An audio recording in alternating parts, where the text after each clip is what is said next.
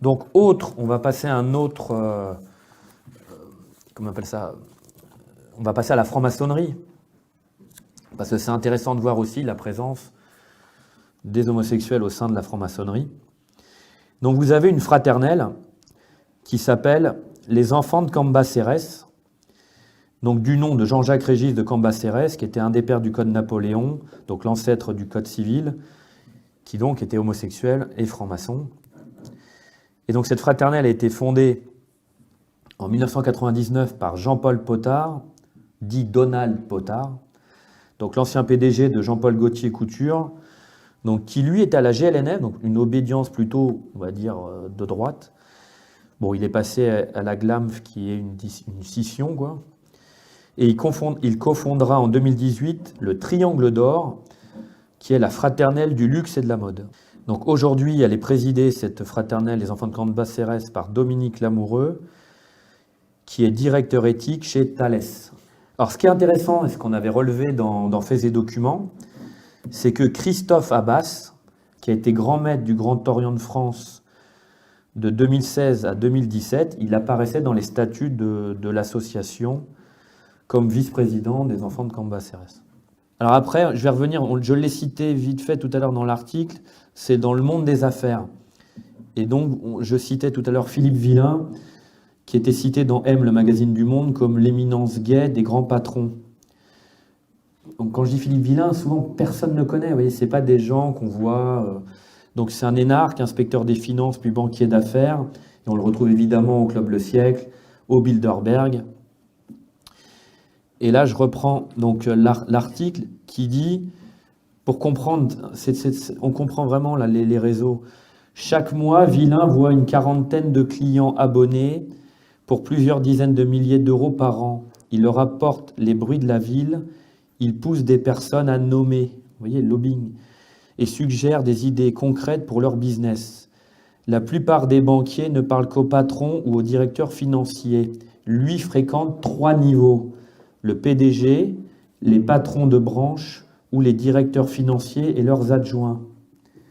Donc cela lui donne une connaissance des projets, mais aussi de leur réception par le corps social de l'entreprise. Donc ça, c'est ce qui explique son plus ancien ami, Robert de Metz, le président de Dexia. Et le tout servi par une excellente mémoire des détails. Vous voyez, quand vous connaissez les secrets des gens, les petites... vous voyez, tout ce qui se passe en arrière-salle, ça peut être utile.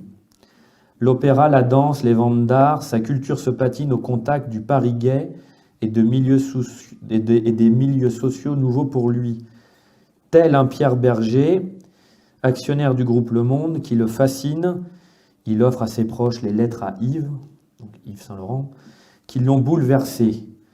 Les 3/4 de mes loisirs sont dans le monde gay, c'est ma famille. Donc là, maintenant, je vais passer au lobbying. Il y en a 2 qui sont très connus. Donc je vais commencer par AIDS, qui est une association fondée en 1984 de lutte contre le VIH et les hépatites virales. Alors ce qui est intéressant, c'est que dans l'entre-deux tours de l'élection présidentielle de 2017, qui opposait donc Marine Le Pen et Emmanuel Macron, AIDS appelle implicitement dans une tribune avec 60 autres associations à faire barrage à la candidate FN. L'autre association emblématique, c'est ACT UP, qui avait été lancée en juillet 1989, donc créée par des journalistes pour les médias dans un esprit agite-propre, utiliser les médias, leur vendre des événements clés en main, selon Didier Lestrade. Donc ils faisaient des opérations qu'eux appelaient ZAP. Vous savez, ils avaient des panneaux où il y avait écrit « Silence égale mort, action égale vie ». Ils faisaient des coups d'éclat. Ils avaient accroché une banderole « Oui à la capote » autour de Notre-Dame. Bon, ils avaient copié ça sur un Act Up New York. Ils avaient enfilé un préservatif géant sur l'obélisque de la Concorde. Donc l'affiliation est quand même assez d'extrême gauche, donc on retrouve les trotskistes, les maoïstes. Ils ont cette posture victimaire où leur je ne sais pas si vous vous souvenez, leur logo, là, leur pin, c'était le triangle rose. Donc en gros, ils substituent ça à l'étoile. Ils réclamaient quand même un Nuremberg du sida, où ils comparaient Georgina Dufoy et Laurent Fabius à Adolf Eichmann. Et donc, bon, alors comme président, il y a eu Philippe Mangeot, donc de 97 à 99, qui est quand même le fils du PDG de Glaxo Wellcome France, donc une entreprise pharmaceutique qui produit la ZT. Donc on reste dans les mêmes filières. Et Emmanuelle Cos, qui a été ministre, elle a été présidente d'Act Up Paris à la fin des années 90, donc jusqu'à début 2000. Alors ce qui est marrant, c'est que pour faire la différence entre les deux associations, il y a une petite citation qui dit « À AIDS, on est homosexuel, à ACT UP, on est PD ». Vous voyez, la différence, c'est dans le militantisme et comment on se représente. Donc l'autre association aussi très influente, c'est SOS Homophobie, donc j'en ai parlé tout à l'heure avec Jean-Christophe, qui se porte systématiquement partie civile. Donc elle a été fondée en avril 1994. À la base, c'est une ligne d'écoute et de soutien des personnes victimes d'homophobie. Donc les gens, vous savez, téléphonaient en disant j'ai beaucoup d'ennuis. Donc aujourd'hui, SOS Homophobie est une association féministe de lutte contre la lesbophobie, la gayphobie, la biphobie, la transphobie et l'intersexophobie. Elle s'est développée, je les cite, elle s'est développée autour de 3 valeurs: bienveillance, inclusion, indépendance, et 3 missions: soutenir, prévenir, militer. Donc c'est sensibilisation en milieu scolaire ou professionnel, organisation d'événements, publication de rapports et d'enquêtes, soutien et accompagnement juridique, ou prévention auprès des jeunes.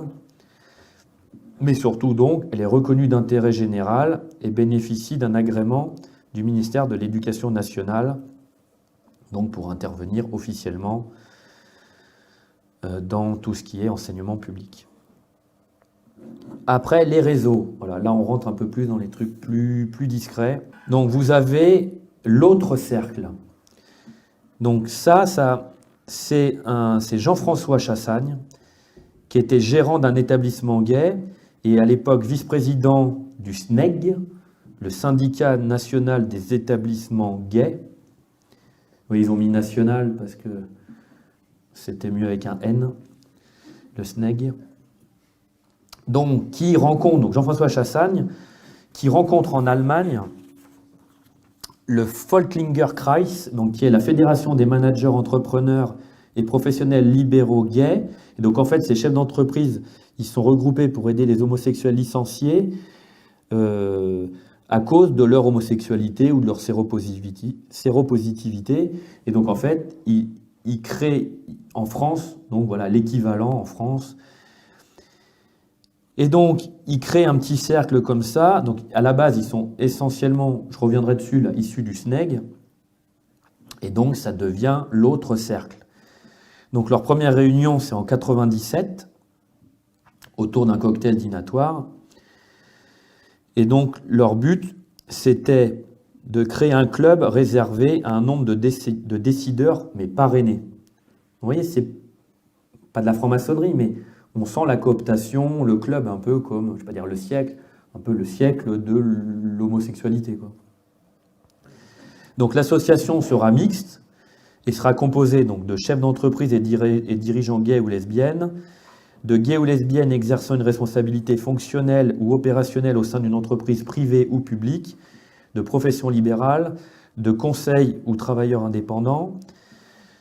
Donc c'est ils reprennent le terme anglo-saxon de networking, donc un partage d'affinités communes.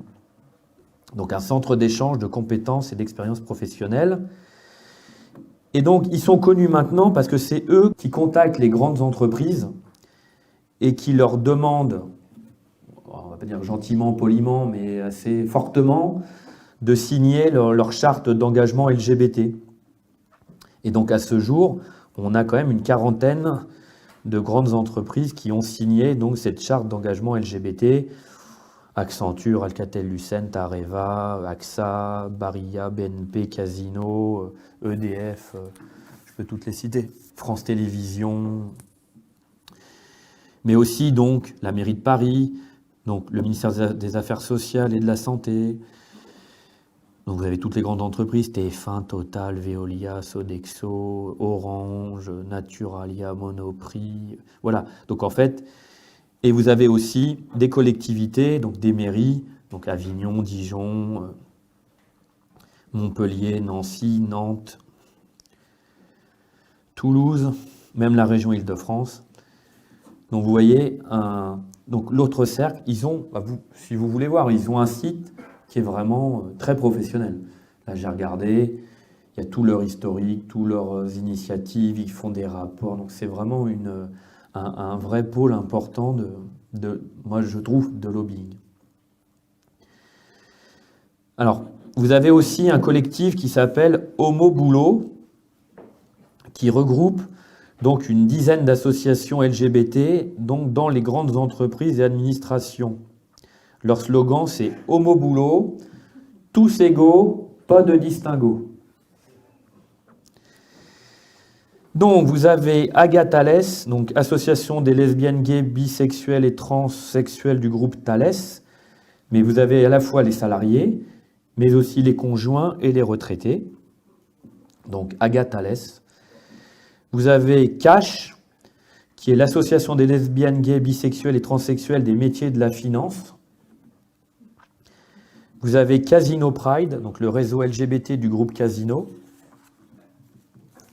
Vous avez Cominge, je ne sais pas, est-ce qu'eux ils prononcent Cominge ou Cominge. Donc ça a été créé en 2004, c'est l'association des personnels lesbiennes, gays, bi et trans du ministère de l'économie, des finances et de l'industrie. Vous avez Energay, l'association des lesbiennes, gays, bi et trans des industries électriques et gazières, donc c'est EDF, Engie et toutes les filiales. Vous avez l'association GARE, qui regroupe les lesbiennes, gays, bi et trans du groupe SNCF. Vous avez Rainbow Hôpital, donc ça c'est l'association qui regroupe les gens de l'assistance publique hôpitaux de Paris, donc tout ce qui est établissement de santé, donc créé en 2003. Et vous avez Mobilis Nous, alors ça s'écrit avec 2 O à la fin, je pense que c'était créé à l'époque de Wanadu, donc c'est le réseau LGBT+, du groupe Orange, donc qui accompagne l'inclusion dans le groupe Orange, une association apolitique, asyndicale, ouverte à tous et toutes. Et en dernier, vous avez Municigay de Marseille, donc l'association d'employés municipaux lesbiennes, gays, bi et trans de la ville de Marseille. Donc ça, c'est la dizaine d'associations actuelles qui apparaissent sur leur site. Mais il y en a d'autres qui apparaissaient encore il y a peu, donc est-ce qu'elles existent encore ou qu'elles sont un peu moins mises en sommeil, mais en tout cas elles existent. Vous avez Paul In, Paul-in, comme in, voilà, l'association des agents LGBT de Pôle emploi.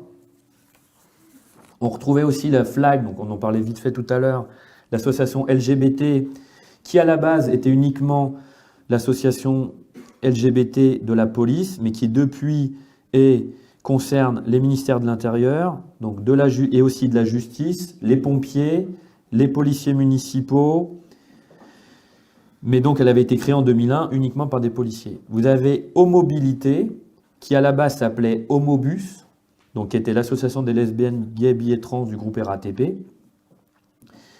Vous avez ALGO, alors qui est l'abréviation pour Association des lesbiennes et gays du Quai d'Orsay, donc fondée en 2007.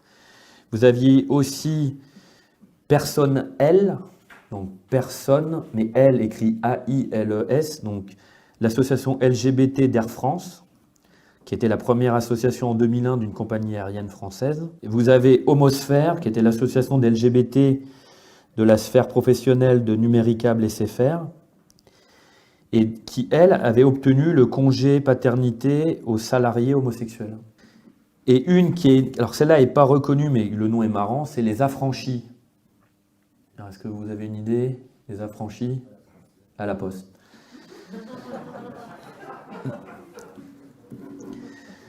Donc ça, c'est tout ce qui était associatif. Dans le syndicalisme, donc, on retrouvait donc, le Syndicat national des entreprises gays, donc le SNEG, donc, créé en 1990 donc, par Bernard Bousset, qui était une figure du Marais, tenancier de bar. Donc, notamment l'Open Café, qui était le premier bar gay avec terrasse sur rue. Voilà.